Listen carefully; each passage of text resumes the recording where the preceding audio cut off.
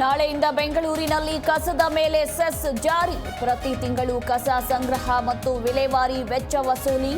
BBMP ನಿರ್ಧಾರಕ್ಕೆ hotel ಮಾಲೀಕರ ವಿರೋಧ.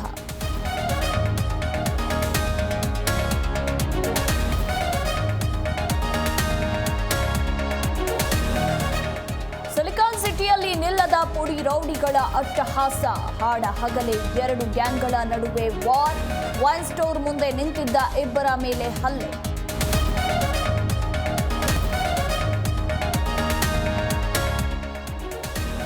ಸರ್ಕಾರದಿಂದ ರಾಜ್ಯದ ಜನರಿಗೆ ಮತ್ತೊಂದು ಶಾಕ್. ದುಪ್ಪಟ್ಟಾಗಲಿದೆ ಲಿಫ್ಟ್ ಜನರೇಟರ್ ರಿನಿವಲ್ ಶುಲ್ಕ. ಬೆಲೆ ಏರಿಕೆಗೆ ಮುಂದಾದ ಇಂಧನ ಇಲಾಖೆ.